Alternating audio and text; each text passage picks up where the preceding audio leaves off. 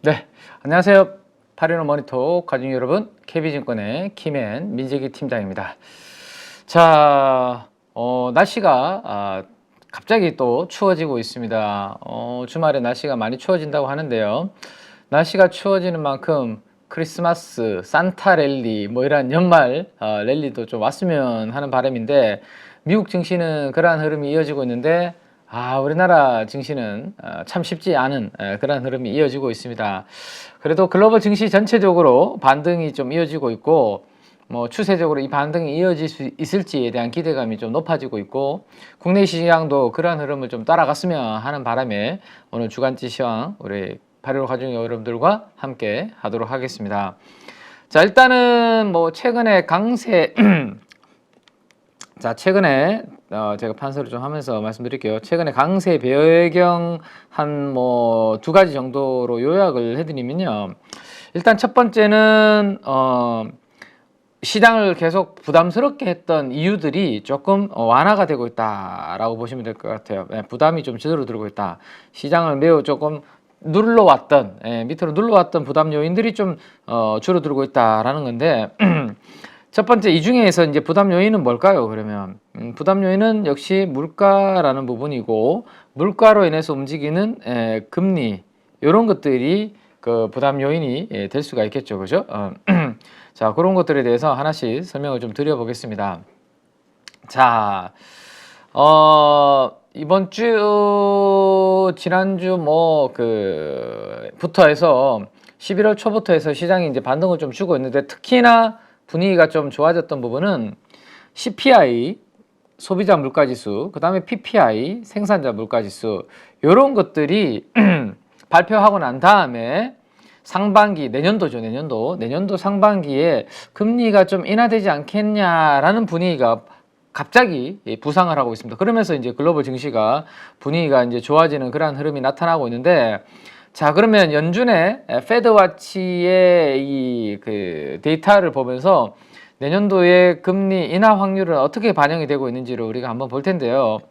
자, 지금 현재 금리가 5.25에서 5.50입니다. 그죠? 5.25에서 5.50인데, 올해 12월 연말 그대로 동결, 그죠? 그리고 내년도 1월달 동결.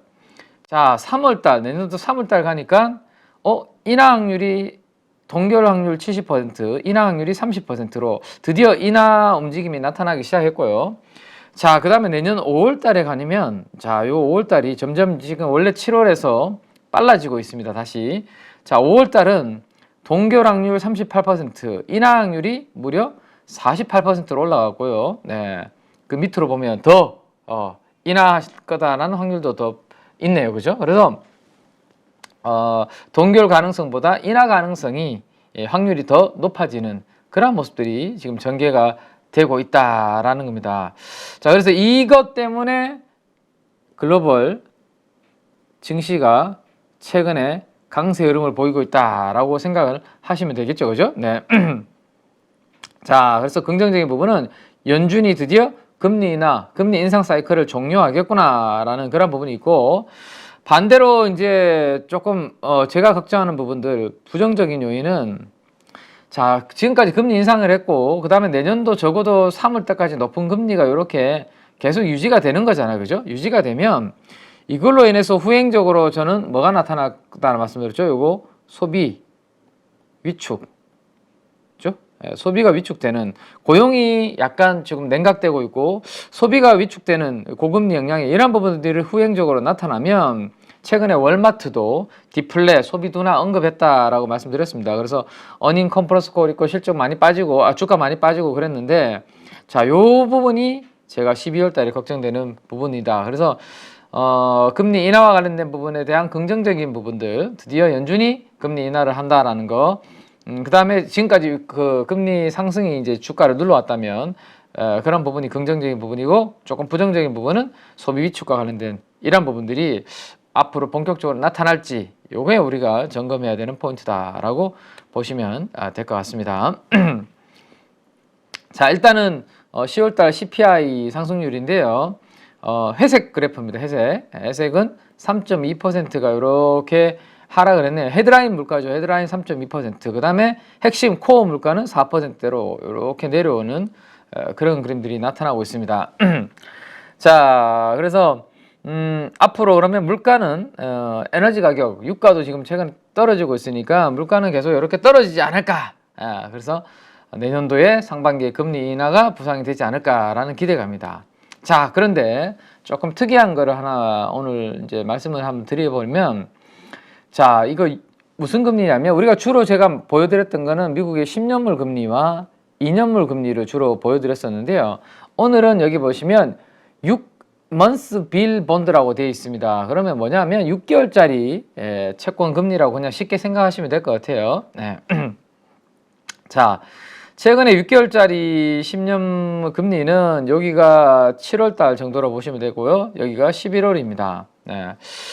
5.5% 정도 수준에서 5% 위에서 별로 움직임이 없이 계속 그 위에서 움직였습니다. 그죠? 그러니까 6개월짜리는 2년짜리, 10년짜리보다 훨씬 더 만기가 짧은, 기간이 짧은 초단기물이다라고 볼 수 있겠죠. 그죠?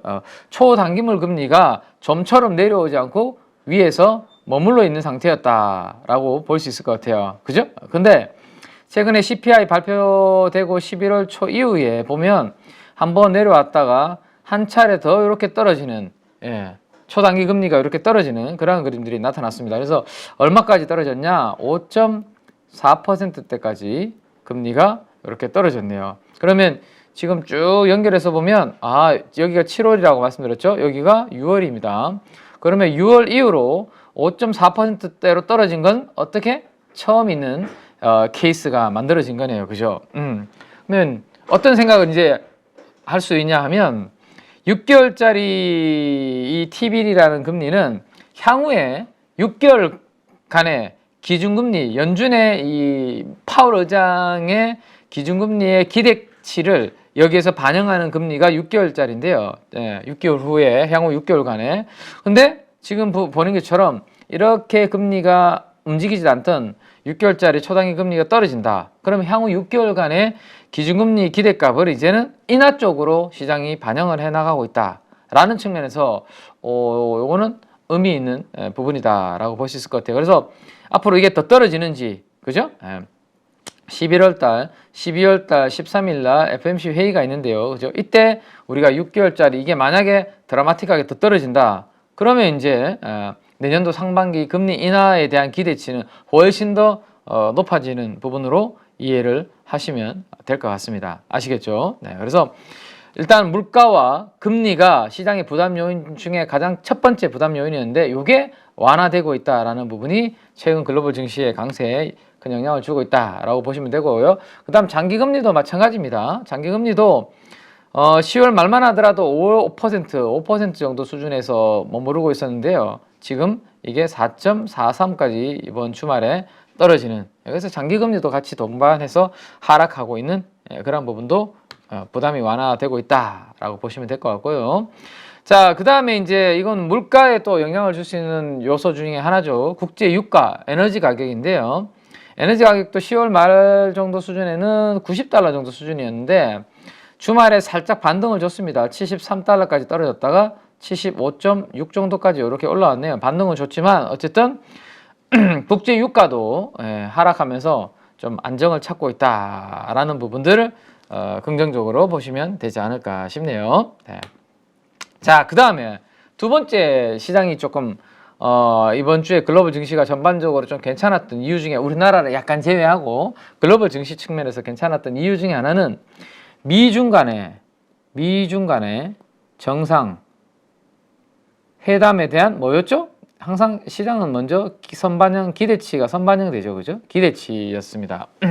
그리고 이번에 나왔던 기사 중에 하나 키워드는 디리스킹이라는 키워드가 나왔죠. 디리스킹 기조에 두 정상에서 우리는 양국의 디리스킹을 강조한다. 뭐 이런 이야기들. 그래서 증시가 안도감을 좀 보였다라고 보시면 되는데, 근데 사실 기대했던 것보다는 사실은 별로 뭐 크게 임팩트 있게 얻어진 결과물은 별로 없다라고 보시는 게 맞을 것 같아요.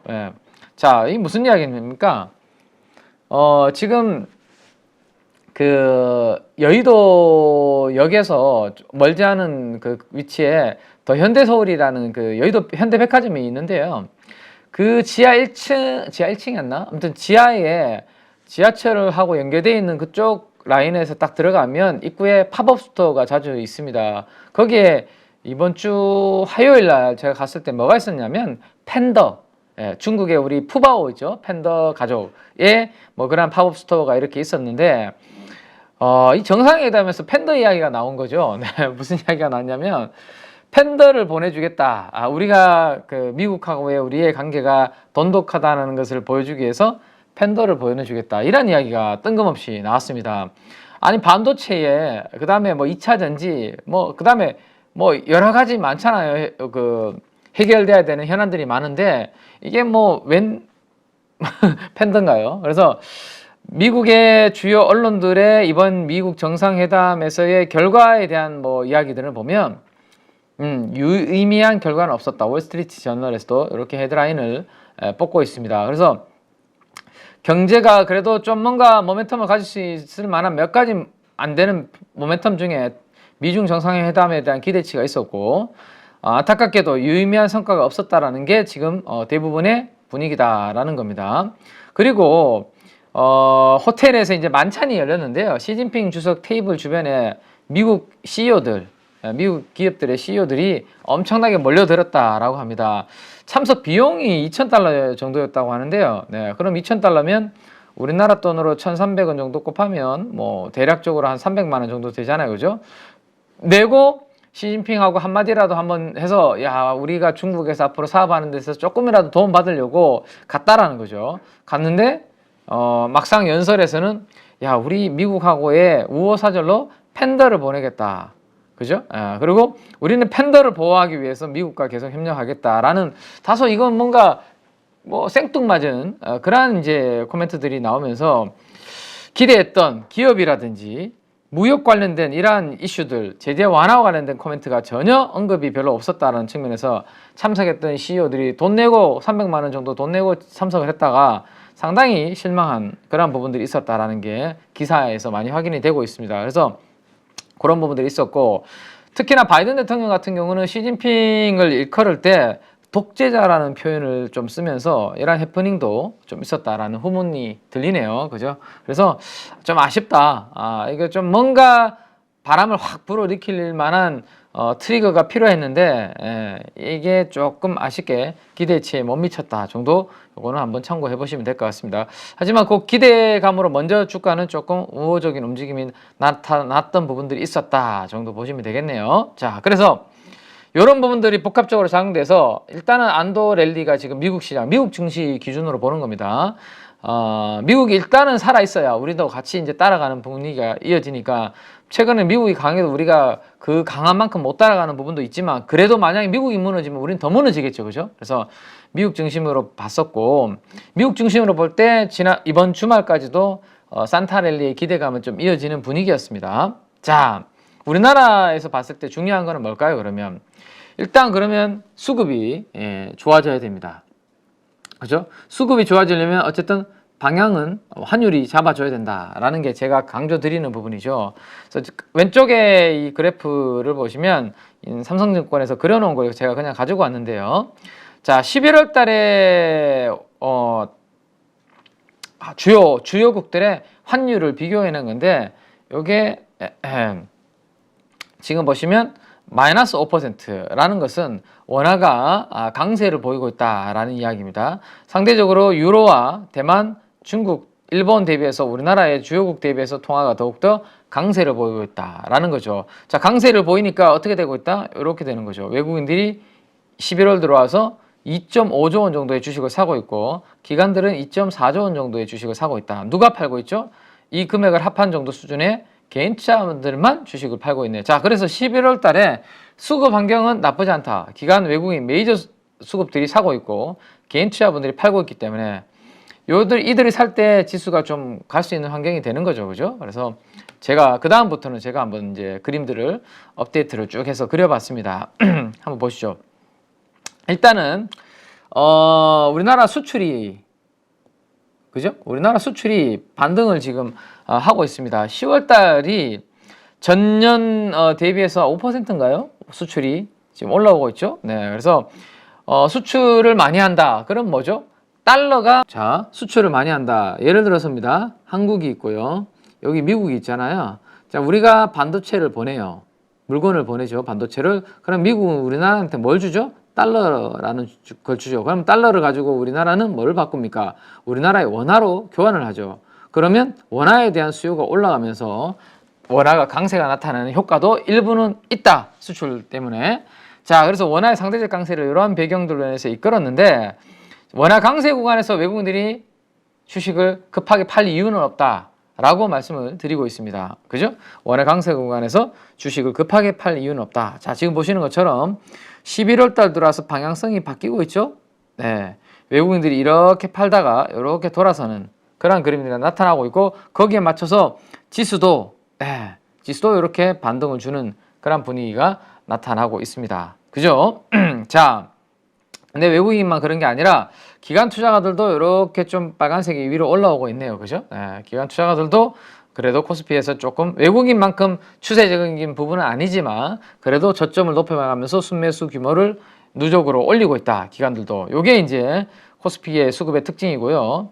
자, 개인 투자분들의 요 수급 특징을 한번 볼까요? 네. 개인 투자분들이 이렇게 열심히 사는 구간 한번 보죠. 지수가 그렇게 강하지 않습니다. 네. 열심히 살 때 지수 그렇게 강하지 않죠? 개인 투자분들이 이렇게 파니까 지수가 올라오네요. 그죠? 결국에는 개인 투자분들이 좀 팔고 외국인과 기관이 그 물량을 받아가는 매수가 들어올 때 지수는 좀 올라간다. 이렇게 항상 제가 강조드리는 부분이죠. 자, 요거를 이제 환율하고 한번 엮어보면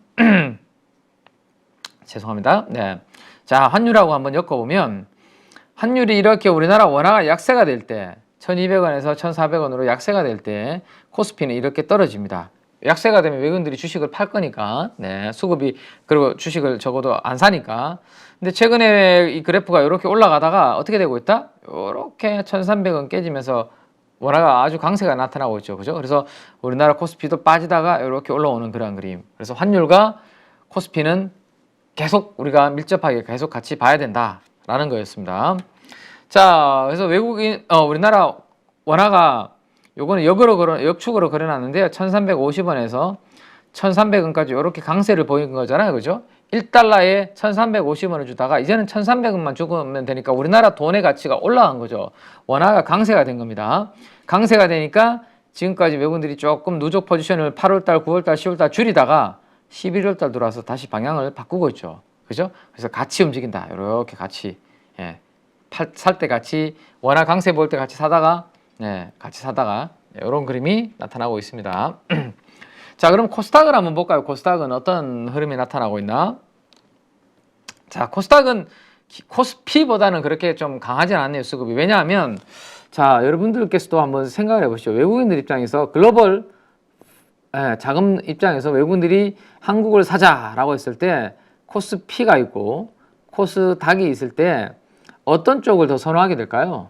외국인들이 뭐 100억, 200억 단위로 사지는 않잖아요. 그죠? 외국인들이 자금이 크게 들어오는데 코스닥보다는 아무래도 코스피 쪽이 대형주들이 많고 시가총액이 크니까 이쪽을 선호할 수밖에 없습니다. 그러다 보니까 외국인들 수급이 코스피처럼 그렇게 추세적으로 뭔가 들어오는 느낌은 없는데요. 그래도 매도는 멈췄고요. 네, 9월 달부터 10월 말까지 이어진 매도는 멈췄고 약간 이렇게 돌아서는 모습이 나타나고 있습니다. 좀 아쉬운 부분은 기관들이 전체적으로 통으로 봤을 때 코스피보다는 매수세가 좀 약한 그런 흐름이 나타나고 있네요. 자, 개인들 포지션을 한번 볼 텐데 요거는 제가 크게 그려왔으니까 한번 보시죠. 자, 코스닥 지수고요. 요거는 요게 개인 수급이라고 보시면 될 것 같습니다. 빨간 게 개인 수급입니다. 자, 개인 투자분들이 열심히 이렇게 사니까 누적으로 지수는 안 가죠. 네, 요게 뚜렷한 특징이다 라고 보셔야 됩니다. 자, 드디어 개인 투자분들이 사다가 이제 파니까 지수가 이렇게 반등을 주는 그런 모습. 지금도 딱 똑같이 나오죠? 샀다가 팔고 빠졌다가 올라오고. 그죠? 최근에 이제 개인 투자분들 좀 파니까 지수는 또 반등 주고.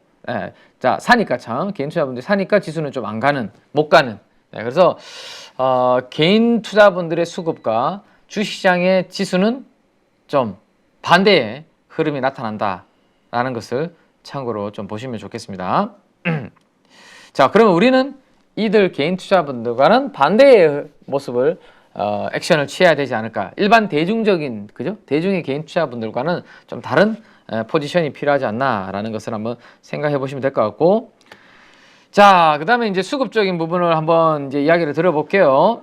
자, 왜 외국인과 기관이 살 때 좋고, 그 다음에 지금도 그래서 외국인과 기관이 집중하는 종목에 우리가 관심을 둬야 되는 이유에 대해서 조금 더 집중해서 우리가 한번 봐야 되지 않을까 싶어요. 그죠? 네.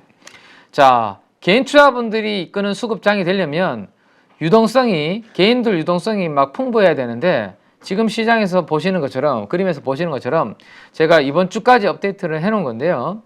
고객 예탁금이 이렇게 증가하는 구간에서는 좋은데, 그죠? 지금 보시면 원래 상반기에 9월달, 한 8월달까지 이렇게 고객 예탁금이 증가하다가 지금은 44조 원대로 이렇게 빠지고 있는 모습입니다. 신용잔고도 거기에 맞춰서 지금 같이 빠지고 있기 때문에 개인 투자분들의 수급 장세가 움직일 수 있는 환경이 지금 안 되고 있는 상황이거든요. 그래서 외국인과 기관이 사는 종목들, 이들 종목들을 중심으로 우리가 봐야 된다라는 겁니다. 그래서 개인 투자분들이 이끄는 수급 장세는 한 7월달, 8월달 정도로 끝이 났고, 이게 돌아서지 않는다면 외국인과 기관들이 사는 그러한 수급 환경의 변화도 여러분들께서 잘 체크를 하셔야 된다라는 겁니다. 아시겠죠? 그래서 수급의 주도권이 어디로? 개인 투자자들한테서 외국인과 기관들 쪽으로 이동하고 있다라는 것을 기억을 하시고요. 그래서 우리는 그러면 지금부터 외국인들의 매수 강도 상위 종목들 기준으로 먼저 한번 보도록 하겠습니다. 자,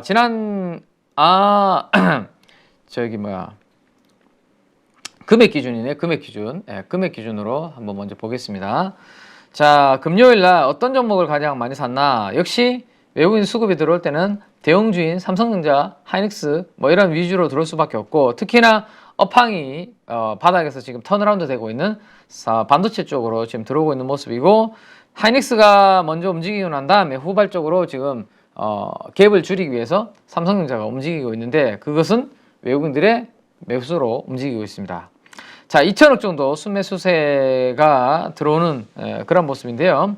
자, 수출이 지금 반등을 주고 있죠. 반도체 수출이 반등을 주고 있는데, 그 관련해서 데이터들을 하나씩 보겠습니다. 자, 이미 뭐 우리가 일단 이제 시장에 두 축이 있는데, 미국도 지금 보시면 테슬라보다는 엔비디아, 뭐 인텔 같은 반도체 섹터가 훨씬 더 강하고요. 그죠? 국내에서도 지금 2차전지 섹터보다는 반도체 섹터가 훨씬 더 강한 그러한 그림을 보이고 있습니다. 그 이유는 2차전지 관련된 쪽은 전기차 수요 감소, 그 다음에 뭐 여러 가지 2차전지 밸류체인 가격들의 하락, 수출 데이터의 부진, 이런 부분들인데, 반도체는 지금 좋은 데이터들이 여전히 많이 나오고 있죠. 한번 보시면 왼쪽에 반도체 현물 스팟 가격의 흐름인데 상승이 나타나고 있죠. DDR4가 이렇게 빨간색인데 올라가고 있고, DDR5도 지금 전체적으로 좋아지는 그런 분위기입니다. 그래서 반도체 현물 스팟 가격이 상승을 보여주고 있다. 이건 나쁘지 않은 부분이죠. 반도체 P하고 Q로 봤을 때 Q의 성장이 아직은 뭐 안 나온다면, 그죠? P라도 올라가 주면 나쁘지 않죠. 그죠? 근데 P가 좋아지는 그런 분위기가 나타나고 있고, 오른쪽에 D램 수출 데이터입니다. 전년 대비해서 성장률이 지금 이제 큰 폭의 마이너스에서 지금 거의 제로를 향해서 움직임이 나타나고 있습니다. 메모리 사이클이 이제 좋아지고 있다는 거죠. 아주 어두운 구간에서 서서히 밝은 구간으로 지금 가고 있다. 이 모멘텀이 지금 이미 반도체 섹터를 주도 섹터로 지금 움직이고 있고, 외국인들은 거기에 하이닉스와 삼성전자에 집중을 하고 있고, 그 밑에 단에 있는 소부장들도 같이 지금 움직이는 그런 환경들이 되고 있다라고 보시면 될 것 같습니다. 자, 그래서 외국인 매수 강도, 아까는 제가 이게 금액 기준인데 여기를 제가 안 바꿔놨네요. 네, 외국인 금액 상위 종목이고, 자, 금액이 아니라 시가총액 대비해서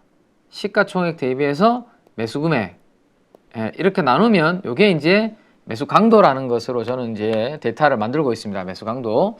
그래서 자, 매수 강도로 보면 이게 삼성전자가 여기에서 안 나오잖아요. 왜? 시가총액이 워낙 크기 때문에 저렇게 한 2천억 정도 샀는 걸로는 여기 매수 강도가 잡히지가 않죠. 0.1%가 잡히지가 않는 거죠. 그죠? 그러다 보니까 여기에는 어떤 종목들이 주로 잡히나요? 예, 주로 스몰캡이나 중대형주들이 여기에선 잡히고 가끔 대형주를 진짜 강하게 살 때는 여기에서 잡히는 경우도 있습니다. 자, 근데 지금 보시는 것처럼 엄청나게 초대형주는 없죠? 네, 한번 보시죠. 자, 매수 강도 기준으로 봤을 때 우리는 이제 어쨌든 큰 자금에 있는 뭐 기관 투자가나 외국인들보다는 수익률을 조금 더 낼 수 있다면 그 아랫단에 있는 중소형주 쪽에서 민감도가 더 큰 쪽에서 내는 게 훨씬 나은데 그때 우리가 매수 강도를 기준으로 보면 훨씬 더 주도주를 포착하기 좋습니다. 자, 금요일 날 기준으로 매수 강도 1위 종목은 시가총액 대비해서 가장 의미 있게 산 종목은 두산 테스나라는 종목이네요. 그죠? 두산 테스나라는 종목이 매수 강도 1위 종목으로 잡혀 있다라고 보시면 될 것 같습니다. 그 다음에 쭉 보면 뭐 다양한 종목들이 많은데 가장 오른쪽에 보시면 제가 리노공업에다가 빨간색으로 색칠을 칠해 놓은 게 있습니다. 반도체와 관련된 종목을 외국인들이 매수 강도 쪽에서 상위 종목들로 이렇게 사고 있구나라는 것을 알 수 있을 것 같고 두산 테스나와 함께 반도체 테스트 소켓 기업인 리노공업 이 두 개를 그래서 오늘은 한번 공부를 해보자. 저는 일단 12월 달을 약간 제가 보수적으로 좀 보고 있기 때문에 우리 초보자분들 입장에서는 제가 이렇게 뭐 주간지 시황에서 설명드리는 종목들에 대해서 지금 당장 외국인들 수급 들어오니까 사자 이런 것보다는 조금 조정 구간에서 사자라는 말씀을 좀 드리고 싶고 그 다음에 12월 달에는 약간 제가 걱정하고 있는 고용의 냉각, 소비의 위축 이런 부분들로 인해서 약간의 좀 시장의 흔들림이 있을 수 있다라는 생각을 가지고 있기 때문에 그럴 때를 대비해서 공부를 하자는 차원으로 좀 생각해 주시면 좋을 것 같아요. 네, 그 대신에 어떤 종목 위주로 먼저 공부를 하자? 외국인과 기관의 그들이 선택한 종목들을 가지고 우리가 왜 사는지에 대한 공부를 하고 투자 포인트를 알아두자라는 겁니다. 자, 일단 4나노 수율이 높아지고 있어서 삼성전자가 일단 수주에 청신호가 들려오고 있다. 뭐 이런 내용들이 좀 있습니다. 그죠? 그래서 파운드리 쪽이죠. 이 이야기는 네, 파운드리. 그래서 반도체, 외주, 후공정 관련된 기업들을 우리가 관심 있게 좀 볼 필요가 있다라는 겁니다. 자, 첫 번째로 아까 두산 테스나가 있었는데 두산 테스나를 우리가 공부를 하려면 여기 나와 있는 기사에 있는 키워드 중에 이미지 센서라는 것을 우리가 알고는 있어야 됩니다. 이미지 센서. 자, CIS라는 건데요. CIS. 네, 오늘 제가 목이 참 이상하네요. 그죠? 네. 날씨가 토요일 날 아주 영하로 떨어지고 바람이 많이 불더니만 제 목이 약간 목소리가 가는 느낌이 드는데 가족 여러분들이 조금 불편하시더라도 이해를 좀 부탁을 드리겠습니다. 자, CIS인데요. 이게 뭐의 줄임말이냐? CMOS 이미지 센서라는 겁니다. 이건 비메모리 반도체의 일종인데요. 어떤 역할을 하냐? 자, 우리가 이제 스마트폰에 여기 카메라 있죠, 카메라에서 빛을 받아들여서 전기적인 신호로 변환해주는 반도체를 우리가 CMOS 이미지 센서 CIS라고 비메모리 반도체 중에 그런 게 있다라고 생각을 하시면 됩니다. 그래서 우리가 레드, 그린, 블루 있죠? 빨강, 초록, 파랑 이런 빛을 각각 받아들여 가지고 전기적 신호로 변환시켜 주는데 화소수, 우리 화소수가 막 계속 이제 증가하는 그런 부분이 있었죠. 화소수를 막 늘리면서 스펙 경쟁을 했던 시대가 있었는데 화소수를 늘리기 위해서는 더욱 그 셀의 크기가 작은 CIS를 필요로 하는데요. 중요한 것은 바로 픽셀 하나하나의 크기다라고 보시면 될 것 같아요. 그래서 그러면 이 CIS를 제조하는 회사들은 누가 있는데 여기 보시는 것처럼 소니라는 회사가 가장 삼성전자의 경쟁사입니다. 삼성전자. 소니가 있고요. 삼성전자가 있고 그 다음에 기타 밑에 하이닉스도 하는 부분이 있고 그 다음에 옴니비전 같은 해외 회사도 있는데 일단은 그냥 소니와 삼성전자가 이 CIS 쪽에서는 엄청나게 경쟁을 하고 있구나. 삼성전자의 목표는 소니를 따라잡는 건데요. 최근에 소니가 수율 문제가 심각한 이슈가 있었죠. 지난번에 9월달인가요? 네, 아이폰 출시되기 전에. 그래서 아이폰 15 모델 중에 일부가 출시가 지연이 될 수 있다. 뭐 이런 이야기도 그때 나왔던 경우가 있었습니다. 자, 그래서 요거는 삼성전자한테 그러면 반사, 예, 뭐 수혜가 되는 거죠. 자, 그래서 두산 테스나라는 회사의 분기 보고서에 들어가서 사업의 개요를 보면 방금 말씀드렸던 그러한 내용들과 함께 뭐가 있냐면, 자, 여기 보시면 당사의 제품군은 이라고 해서 시스템 온칩이라는 게 있고요. 그 다음에 MCU라는 게 있습니다. 마이크로 컨트롤러 유닛이라는 건데요. 자, 그거 말고 가운데에 있는 요거에 대해서 방금 제가 시간 관계상 하나를 설명드린 겁니다. CMOS 이미지 센서라는 거.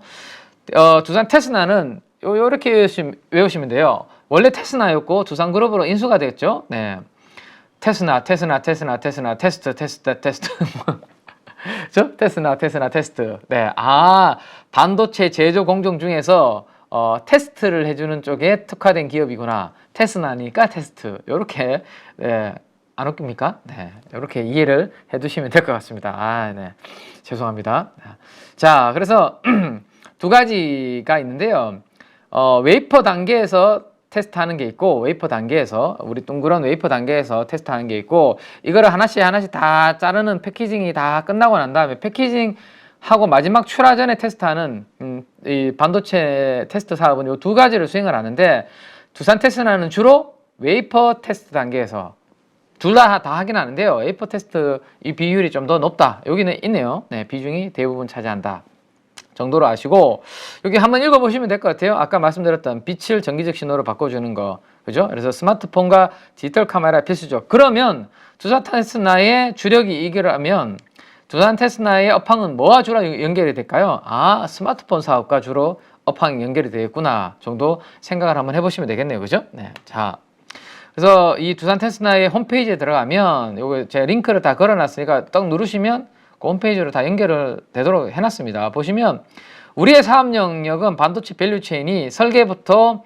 파이널 프로덕트 제품 생산까지 여러 단계가 있는데, 우리가 하는 거는 여기 빨간색으로 이렇게 주황색으로 색칠해놓은 웨이퍼 테스트, 그 다음 패키지 테스트, 주로 테스트하는 영역이 우리가 하는 영역입니다 라고 비즈 모델로 이렇게 설명을 해놓은 게 있어서 제가 그거를 가지고 온 겁니다. 그래서 그건 참고해서 보시면 될 것 같고, 자, 그 다음에 이제 ASML에서 이제 그 설명해 놓은 CMOS 이미지 센서의 그림이 있어서 요거를 보시면 이해가 되겠죠. 그죠? 우리가 뭔가 어젯밤에 나 혼자 산다에 김대호인가요? 아, 김대호 맞죠? MBC의 거기 앵커분.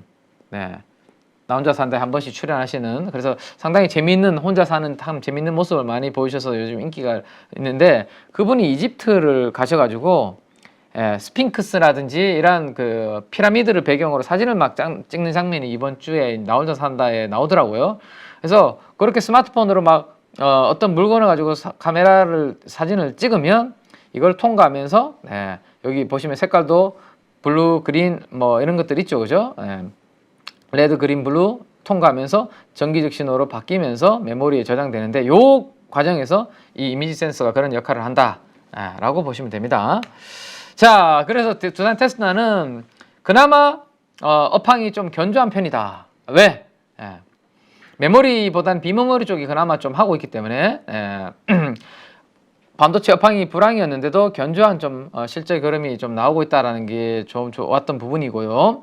그 다음에 이제 이 회사의 지금 핵심 포인트는 이 스마트폰 때문에, 스마트폰이 이제 성장이 안 되니까 뭐 사실은 좀 부진하고 주가도 거기에 디스카운트를 많이 받았는데, 자, 핵심은 삼성전자가 어디로? 전장용에 전장용 투자를 어떻게 확대하고 있기 때문에 두산 테스나가 이제부터는 스마트폰 향이 아니라 자동차용 CIS, 자동차도 카메라 같은 부분들이 앞으로 자율주행으로 가면서 많이 붙어지게 되면 당연히 그것을 이제 어떻게? 이 신호를 이렇게 전기적 신호로 바꿔주는 그런 부분들이 많이 필요로 하게 될 것이고, 두산 테스나가 자동차용 CIS 물량이 앞으로 증가할 수 있다. 요겁니다.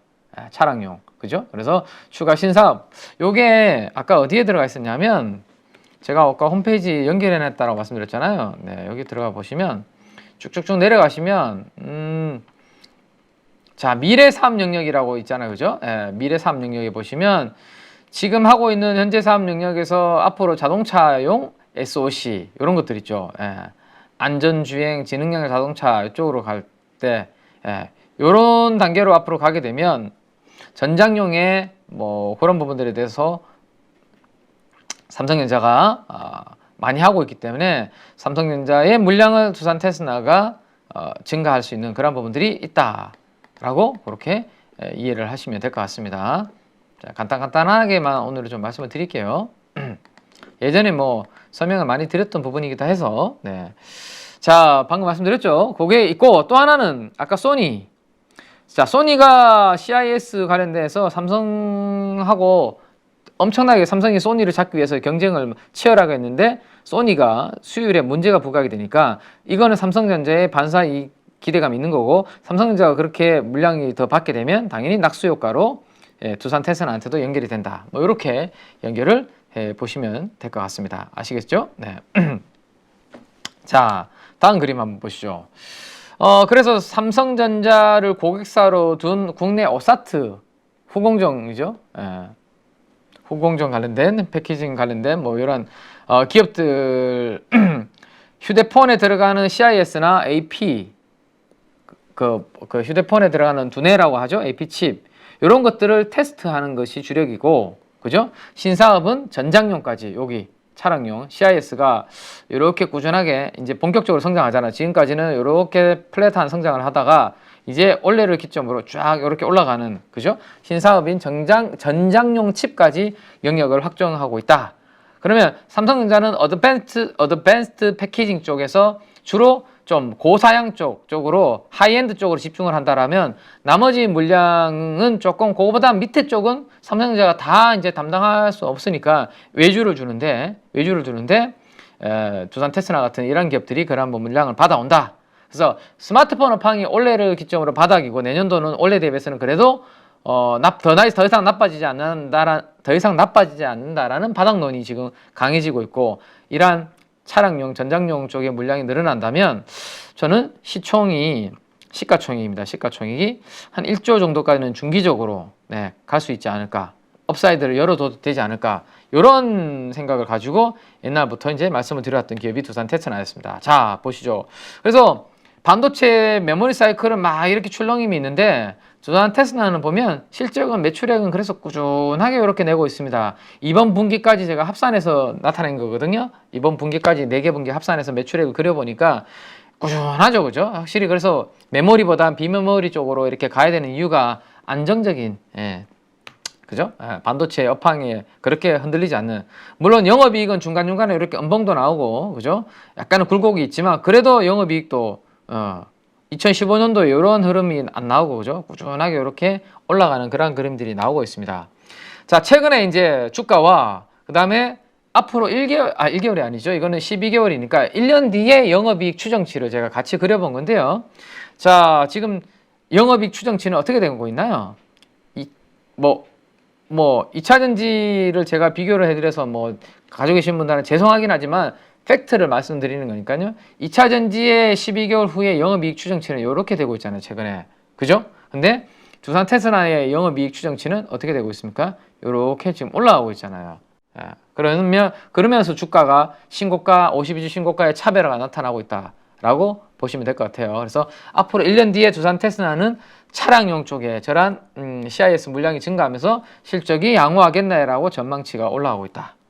주가도 그래서 52주 신고가를 기록을 했다 정도로 보시면 되겠네요. 자, 그래서 이번 주에 전고점을 이렇게 돌파하는 그러한 그림이 나왔고, 단기적으로 기술적으로 중요한 포인트는 어떤 부분이 나타나야 되냐면 지난 금요일 날 이 아주 대량 거래와 함께 전고점을 뚫었는데요. 이 양봉의 시가 한 5만 5천 원 정도 되나요? 요 양봉의 시가를 이탈하면 안 된다. 그러면 이제 두산 테스나를 만약에 보유하고 계신 분들이 계시다면 요 양봉이 이탈하기 전까지는 나는 시가총액, 아까 키맨이 이야기한 시가총액 한 1조까지는 난 가볼까? 그런 것들을 그려놓고 한번 공부하고 업데이트를 해보시면 되겠죠. 자, 그래서 반도체 외주 후공정 관련된 기업들의 3분기 실적 기준으로 실적과 밸류에이션을 이제 실적 발표 끝났으니까 쫙 한번 리스트를 뽑아서 제가 이제 가져와 봤는데요. 자, 한번 보시죠. 차별화가 나타난 이유가 여기에 있는 것 같아요. 자, LB세미콘과 네페스까지 노란색으로 영역으로 표시해놓은 이들 기업들은 보시면 3분기의 영업이익이 다 뭐예요? 마이너스잖아요. 적자. 그죠? 그래서 연환산 영업이익을 퍼로 평가를 할 수가 없습니다. 그래서 두 개에서만 지금 주가가 아주 강하게 먼저 치고 나가는 움직임이 나타나는 거예요. 밑에 있는 회사들도 올라오지만 선도적으로 신고가를 경신하고 52주 신고가를 경신하는 회사들은 이 회사들고, 이 회사들이 상대적으로 흑자를 내고 덜 깨지고 양호하기 때문에 밸류에이션도 지금 보시면 14배 정도. 근데 두산테스나는 이번 3분기 실적을 기준으로 보니까 12배 정도로 하나마이크론보다는 살짝 밸류에이션도 부담은 없네요. 그죠? 근데 하나마이크론은 또 이제 HBM 뭐 후공정 패키징 관련해서 또 조금 기대치가 있기 때문에 주가가 강한 움직임이 있죠. 그래서 반도체 외주 후공정은 어쨌든 시장이 매크로 이슈 때문이지 뭐 때문에 조정을 받았을 때 내가 반도체 외주 후공정 쪽에 먼저 뭐 좀 관심 있게 공부를 할까? 또 모니터링을 주가를 볼까? 할 때 요 두 종목을 중심으로 일단은 당분간은 보는 게 맞다. 그죠? 그렇게 보시면 되겠고요. 자, 그 다음에 또 반도체 쪽에 이제 상대적으로 조금 테스트 소켓 관련된 기업 중에 소외되어 있는 기업이 있다라는 말씀드렸는데, 제가 상반기에는 주로 ISC만 계속 이야기를 드렸습니다. 기억하시죠? 그죠? 챗 GPT가 나왔을 때 ISC도 그 관련된 수혜주가 될 수 있다라는 이야기를 해드리면서 아마 홈페이지 보시면 가족 여러분들 이해가 되실 겁니다. 아, 맞다. 저 테스트 소켓 그림 키맨이 많이 보여줬었지라고 아마 생각이 나실 것 같아요. 한번 보실까요? 홈페이지 들어가 보면, 자, 여기 프로덕트 들어가면, 자, 요런 것들 있죠. 요런 것들이 있고, 소켓 쪽도, 여기 보시면, 배선 쪽도 나오고, 아이고, 티슈, 소켓, 보드가 나오고, 요런 이미지들을 제가 이제, 거기, 보여드렸던 것 같아요. 요거를 제가 주로 많이 보여드렸던 건데, 그죠? 네, ISC. 지금 막상 또 마우스도 버벅거리는데 찾으려고 하니까 제가 안 찾아져서 그냥 구글에서 구글링을 해드렸는데, 요 이미지를 가지고 상반기에 ISC를 주로 말씀을 드렸고, 최근에는 제가 ISC를 말씀을 안 드리고 있습니다. 왜? SK로 인수되는 이슈가 나오고 난 다음부터는 제가 기대치가 이제 먼저 선방이 돼서 좀 많이 올랐기 때문에 이제 더 이상 최근에는 제가 이야기 드린 적이 없죠. 자, 그래서 주가를 한번 보면 일단 올해 연초 대비해서 주로 이제 테스트 소켓 관련된 주요 업체들 3개를 가지고 비교를 해 놓은 걸 가지고 한번 보면, 여기가 리노공업이고 여기가 ISC고 여기가 TFE라는 종목입니다. 최근에 원래는 이제 상반기까지는 ISC가 엄청 치고 나갔었는데 여기서 확 벌어지고 있는 이유가 있죠. 네, 이유가 있습니다. 그건 조금 이따 한번 보고요. 자, 어쨌든 TFE가 연초 이후에 472%, ISC도 200% 정도 올랐는데 리노공업만 10% 올랐네요. 그죠? 근데 리노공업은 제가 낙폭 과대로서 바닥에서 여러분들한테 말씀드린 적이 있는데, 그건 이따가 그래프로 한번 볼게요. 자, 근데 리노공업도 여전히 고부가가 제품 중심으로 여전히 수익성 양호하게 나오고 있습니다. 제가 한번 그려온 걸로 한번 보시죠. 자, 요것 때문에 이제 주춤하게 된 거죠, 주가가. 다른 기업들은 가는데 주가가 못 간 이유는 요겁니다. 매출액이 꾸준하게 이게 3년 이렇게 성장이 나오는 기업이었는데 갑자기 음봉이 연속으로 나오는 요 부분. 자, 영업이익도 마찬가지로 4개 연속으로 음봉이 나오면서 주가가 올 상반기에 매우 부진했습니다. 그죠? 주가는 상반기에 매우 부진했다. 요 구간. 저 노란색 요게 뭐죠? 앞으로 실적은 부진할 거예요 라는 이야기가 나오면서 그때부터 같이 빠졌잖아요. 자, 근데 제가 요 10만원과 12만원 사이 요 구간에서 우리 가족 여러분한테 기술적으로도 말씀을 드렸고 펀더멘탈적으로도 이거는 이 정도면 충분히 한번 해볼 만한 구간이다 라고 말씀드렸던 구간이 있습니다. 차트가 있나? 차트를 제가 안 넣어놨군요. 자, 빨리빨리 한번 볼게요. 리노공업 한번 보면 어디였냐면 그 구간이 리노공업, 우리 리노공업이 자, 지금은 차트를 좀 당겨보면 여기죠. 노란색으로 적혀 있는 저 구간이 바로 실적 추정치가 하향 조정이 되면서 주가가 급락했던 구간이었는데, 언제 우리 가족 여러분들한테 8.15 가족 여러분들한테 제가 자, 리노공업을 다시 봐야 됩니다 라고 말씀드렸냐면 바로 저기 동그라미 칠해놓은 구간 있죠. 밑에 동그라미 칠해놓은 구간에 음봉, 아주 긴 음봉 있죠. 저게 실적 박살나면서 주가가 빠졌던 구간인데 저기를 밟고 올라오는 구간부터 제가 이제는 리노공업을 다시 좀 보셔도 될 것 같습니다. 모든 악재가 저기서 다 나오면서 털린 것 같습니다. 악재가 노출된 것 같으니까 이제는 낙폭 과대로 하반기를 염두에 두고 보셔도 괜찮을 것 같다. 적어도 전고점까지는. 그리고 전고점 이제 16만 원, 17만 원까지 버더 괜찮다라고 12만 원에서 말씀드리고 그 뒤로 제가 이제 더 이상 말씀을 안 드렸는데 최근에 이제 조정받고 다시 이제 전고점을 넘어서려고 하는 여기가 너무 강한 에너지라서 자, 여기까지만 보자라고 말씀을 드렸고 그 뒤로는 제가 특별히 이제 이야기를 안 해드렸거든요. 최근에. 그죠? 아시죠? 네. 근데 최근에 이제 속객 관련된 기업들이 다시 관심을 받고 움직이는 걸 보면 전고점을 돌파하는 시도가 나타나고 있어서 그래도 공부는 좀 해두자라는 컨셉입니다. 다시 최근에 분위기를 업데이트를 좀 해두자. 자, 거기까지 봤죠? 네. 자, 리노공업을 거기까지 봤고, 그래서 이제 실적 추정치가 이제 바닥을 찍고 이렇게 올라오니까 주가도 이제 그죠? 올라갔고 먼저 빠졌다가 이제는 다시 좀 회복하려고 하는 흐름. 자, 삼성전자가 파운드리 경쟁력을 높이기 위한 세 가지 핵심 기술은 GAA가 있고 이건 빨리 지나갈게요. 그래서 ALD라는 원자층 증착이라는 게 중요한데 여기에 핵심적인 종목은 원익 IPS, 유진테크, 주성 엔지니어링. 우리나라에서 ALD를 잘하고 있는 기업입니다. 해외랑 비교한 게 아니라 해외에도 훨씬 잘하는 기업들이 있는데 우리나라에서 주력을 하고 있는 기업. 그 중에서도 상대적으로 유진테크와 주성 엔지니어링에 대해서 시장에서 관심이 많고 주성은 SK향입니다. 네. 요건 것들은 제가 나중에 다시 또 이야기를 해드릴게요. 요거는 지난번에 제가 이미 말씀드렸던 자료입니다. 자, 그 다음에 차세대 패키징이 중요하다. 한미반도체 이오테크닉스 이거 중요하다는 이야기 다 해드렸고 테스트 소켓도 중요한데 이들이 다시 부각이 되고 있다. 요건데요.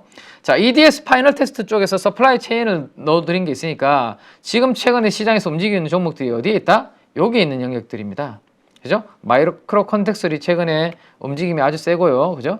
그 다음에 버닝 소켓, 테스트 소켓 하는 쪽. 여기가 최근에 시장에 관심을 좀 받고 있는 영역들이죠.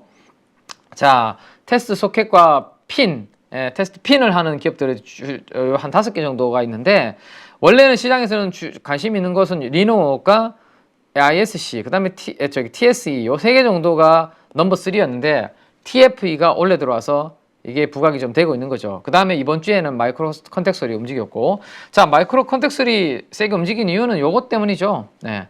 실적도 양호하게 잘 나왔는데 영업이익도 괜찮은데 이번에 주가 올라와도 5배잖아요. 너무 쌌던 거죠. 그게 한 방에 부각된 게 있고 또 다른 모멘텀이 있는데요. 제가 시간 관계상 패스를 좀 해야 될 것 같습니다. 자, 그러면 이제 그 다음으로 상대적으로 싼 기업을 보니까 리노공업이 이번 3분기 실적 기준으로는 밸류에이션이 조금 부담이었고 TSE랑 거의 붙었네요. 그죠? 그 다음 TFE는 원래 상반기 내내 400%가 오르는 바람에 지금 주가가 5,000원까지 이제는 꽤 많이 올라왔다 정도로 보시면 될 것 같습니다. 자, 이게 이제 DDR5 관련해서 얘기를 많이 해드렸었는데요. DDR5의 침투율이 지금 이제 많이 올라오고 있고 DDR4를 감안하면 DDR4도 침투율이 5에서 10% 도달했을 때 주가는 이미 실적과 주가는 피크였습니다. 그러면 제가 봤을 때는 올 4분기와 내년도 1분기가 저는 DDR5 관련해서는 주가가 피크가 될 수 있다라는 말씀을 드렸죠. 지금 침투율로 봤을 때. 그죠? 그래서 저는 지금과 내년도 1분기 정도가 이 소켓 관련주들도 트레이딩 할 수 있는 그런 부분이 될 수 있을 것 같고 ISC가 SK로 갔기 때문에 삼성전자의 물량을 이제 ISC가 유지하기 어렵죠. 그래서 리노업이 반사이익이 가능하고 TSMC 향으로도 고마진 물량이 지금 꾸준하게 나오고 있기 때문에 그런 부분들 때문에 수혜를 좀 받고 있다 정도로 보시면 될 것 같고 TFE가 움직였던 이유는 400%. 자, 이것 때문이죠. 삼성전자의 물량을 SK의 ISC 인수로 그러면 TFE가 이 물량 좀 받아가는 거 아니야? 라고 하면서 원래 주가가 많이 올랐던 그런 부분들이 있다 정도로 보시고요. 자, 그 다음에 이제 엔비디아가 다음 주에 움직임이 이제 중요합니다. 실적 발표가 있는데 이수페타시스가 엔비디아가 모멘텀이 생기면 이수페타시스를 다시 좀 봐야 되는 모멘텀이 생길 수 있습니다. 그죠? 그래서 최근에 AI 가속기 쪽으로 이제 수주 잔고가 많이 증가하고 있는데 이수페타시스가 상반기에 많이 올랐다가 지금 조정을 좀 받고 있는데 이번 다음 주에 이수페타시스는 우리가 주력으로 좀 보면서 공부를 좀 하고요. 자, 2차 전지 내에서는 제이오입니다. 네, 제이오가 반등이 지금 가장 세게 나오잖아요. 그죠? 반등이 제일 세게 나오는데 이유는 요 실적 때문입니다. 이렇게 실적과 실적 추정치가 좋아지는 부분이 있으니까 여기까지 제가 말씀을 드리고 좀 마무리를 좀 해야 될 것 같네요. 자, 뒤에는 제가 조금 짧게 설명을 드리고 이제 넘어갔는데 오늘 말씀 못 드렸던 내용들은 뒤에 건설 쪽도 있고 자료들이 좀 있는데 그거는 제가 다음 주에 장시작전 방송이라든지 시간이 될 때 가족 여러분들한테 또 자세하게 설명을 해드리도록 할 테니까요. 자, 추워지는 날씨에 건강관리 잘 하시고요. 오늘 밤 편안하게 꿀잠 주무시고 저는 내일 장시작전 방송에서 다시 인사드리도록 하겠습니다. KB증권의 김해 민재기 팀장이었습니다. 감사합니다.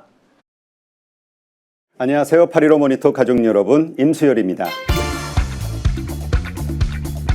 이번에 하나증권과 8.15 모니터기 함께 특별한 이벤트를 진행하는데요.